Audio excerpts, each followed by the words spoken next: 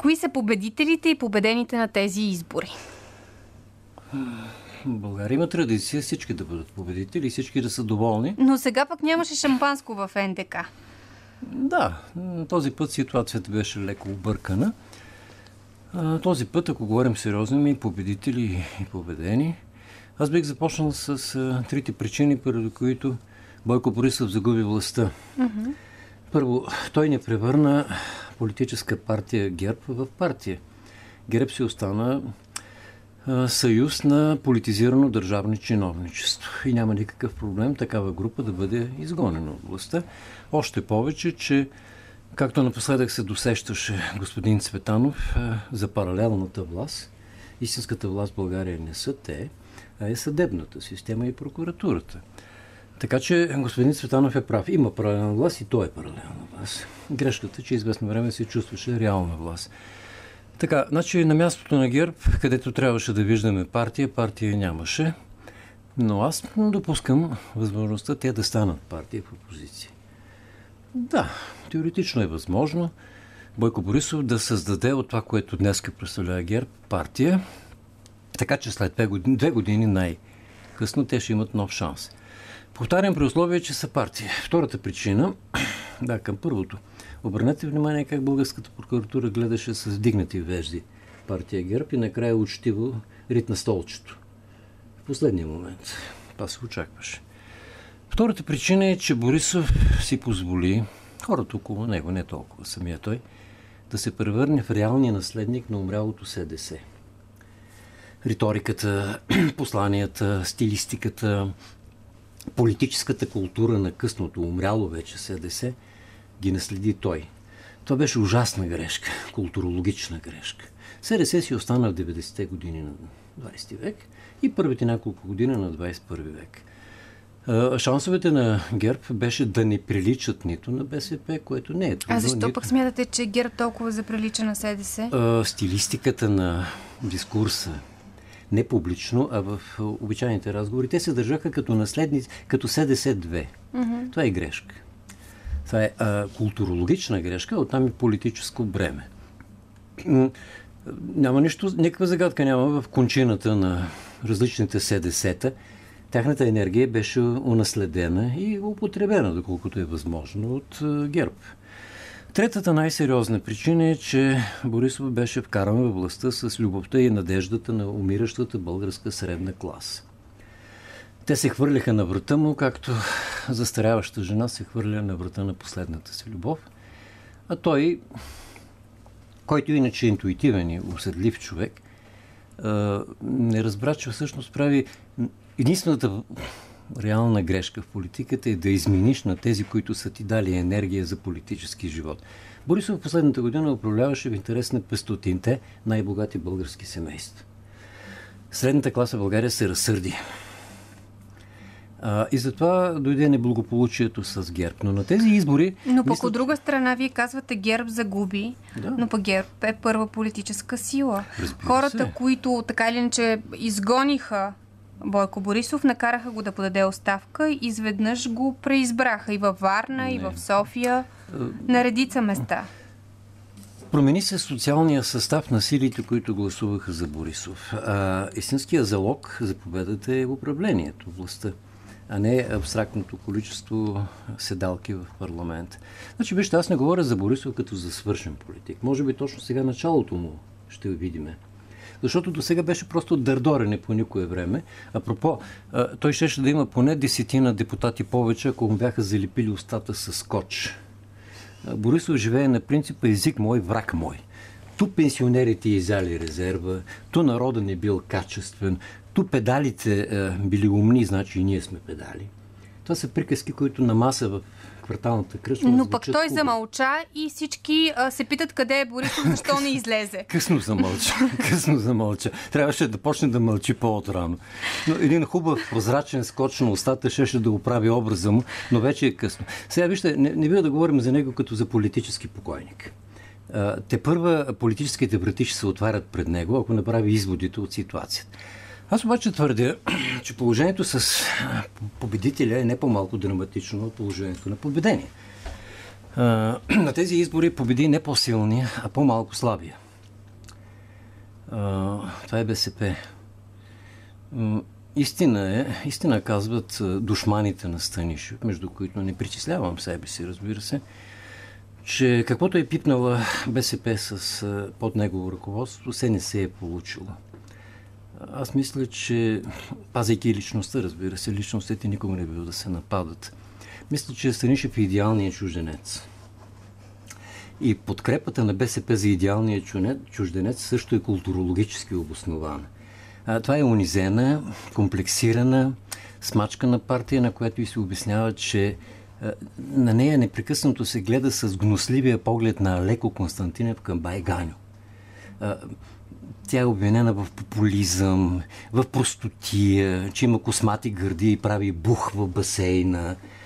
И вътрешната потребност на БСП е най-после да бъде припозната за европейска. Как да не обичаш европейския чиновник Станишев, който те легитимира в твоите собствени очи?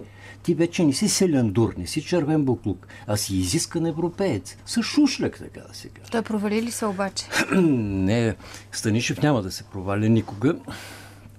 Станишев разполага с така наречения... Той има дар, това е хуцпа. Хуцпата, това е способност в най-безнадежната ситуация да бъдеш безкрайно нагъл. За Станишев ще се грижи международното положение, така че при него нищо лошо няма да стане. В личен план той трябва да бъде опазен. Като индивидуален политик той също ще бележи победи. Интересуваме не Станишев тук. Значи не би трябвало да зациклиме върху личности. Работата е там, Добре, но тези личности така или иначе ще участват при сформирането на следващото правителство. Ето това е големия проблем и той не е личен проблем. Работата е сега, че онази вечер Сергей Станишев обеща коалиция между всички, които биха пожелали да пипат властта, с едно малко изключение. Получи се нещо съвсем ортогонално. Предстои да видим как Атака и ДПС. На ДПС проблема не е, че е турска партия, а че е либерална. И Атака, която аз харесвам, просто защото не е либерална партия. Тя е нещо друго, макар че още не са казали какво точно са. Сергей ще трябва да се събере под покрива на властта. Това не е Позитано, това е другата сграда там в центъра на София. Ще трябва да събере Атака и ДПС. И аз от сега се смея, като си представя Лютви Местан, идеалният български либерал, и Волен Сидеров, който напоследък работи като нелиберал. Но господин Местан преди минути в нашето предаване каза, че е абсурдно да се събере с Атака в коалиция. Да, аз чух това твърдение. Това мисля, че е последният проблясък на здравия му разум. Но в ситуацията, която се очертава сега, ако говорим сериозно, това е ситуацията на великата слабост на българската политическа класа.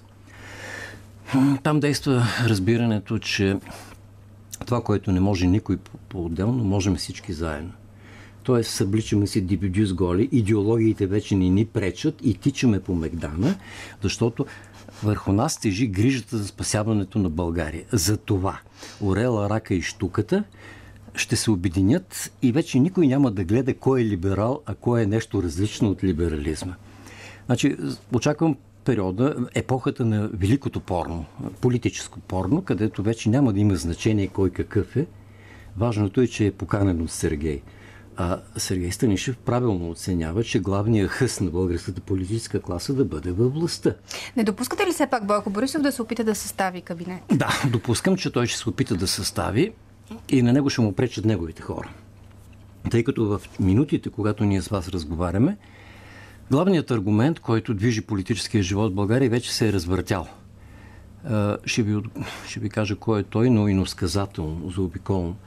Когато запитаха един от замшефовете на ЦРУ, защо Садам Хюсеин все пак толкова добре въоръжен е паднал, той отговори енигматично в духа на античната класика, че няма такава крепостна врата, която да не се отвори пред магаре добре натоварено с злато. Предстои да се купят по-голямата част от актива на Бойко Борисов, тъй като там мотивацията не е политическа, е по-скоро така материално-имуществена, стомашно-чревно храносмилателна мотивация. Тя винаги е понятна, тя е рационална и там се работи с чекове. Лично Борисов, за когото повтарям, че според мен той има политическо бъдеще, ако млъкне, разбира се, един рулон прозрачен скотч трябва да бъде винаги в джоба му. това е гаранция за неговия бляскав политически успех в бъдеще. Така. Или пък да си намери говорител там някой. Но то сърце трае ли да не се изкажеш? И да не напсуваш педалите, народа и комунягите.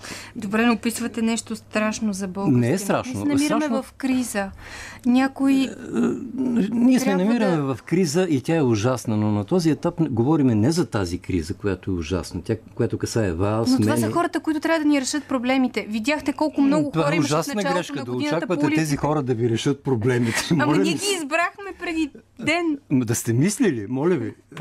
Не дейте така. Значи, или 50% от българския народ, ако съдим за... Вижте, най-главното събитие за мен е, че моята партия победи на тези избори. Партията на негласуващите. Една от най-страшните държавни тайни ще бъде през последните дни колко души са гласували.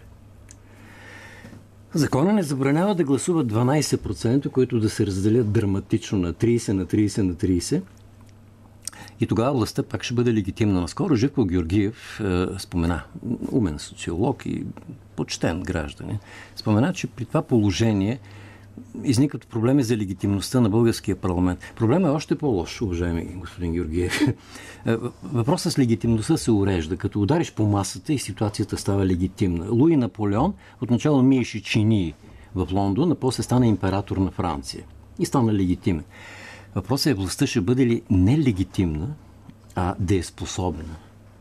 Ще успее ли да изпълни единствената си задача да решава значими обществено-политически и социални проблеми? На този етап българската политическа класа се проваля.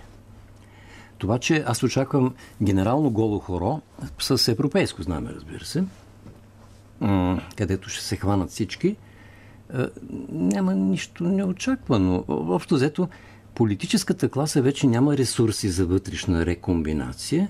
Апропо, да отделя 2 секунди за това, че все някой ще извади голям шанс. Ако някой намери сили, душа и характер да се обяви за опозиция, той е големия печеливш след 2 години. Но в българския парламент, за да има опозиция, трябва да има лица от мъжки пол, в широкия смисъл на думата. На този етап виждам как всички са готови да спят с всички. Волен Сидоров пръв се появи онази вечер в НДК и обясни, че никой го няма, но аз съм тук. Някакви белези на здрав разум проявява Лютви Местан, който на глас се съмнява дали е възможно ДПС да се коалира с всички. Възможно е. Възможно е. Всичко е възможно вече. Българската политическа класа доплува до спасителния брак на всичко, на тоталната възможност. Вече всичко е възможно. Тоест, ние живеем в различни измерения. Политическата класа в момента дели места в парламента и бъдещи привилегии и благини, а българския народ от до вечера, а може би вече по обед е започнал да се пита: Боже, какво направихме пак? Ох, тъжно е това, за което говорите. Едно изречение, кога ще са следващите избори? Ще изкараме ли зимата или преди това? Зимата безспорно ще изкараме. Вижте, нека да не се държиме като страна във война. България с смях и с нерви се разделиме с политическото си наследство. Свършва българския постсоциализъм. Елитите на прехода умират. Ето това виждаме. Аз го говоря шеговито, но ако завършиме сериозно, възможно е да тази година да има още и избори, които за мен не биха били желателни, но другата година е пък почти напълно сигурно. Тази управленска гарнитура е вътрешно нестабилна. Тя е с изчерпани ресурси. От тук нататък ще има веселби, голи хора и генерално политическо порно. Анализ на Валентин Вацев. Благодаря ви. Благодаря ви.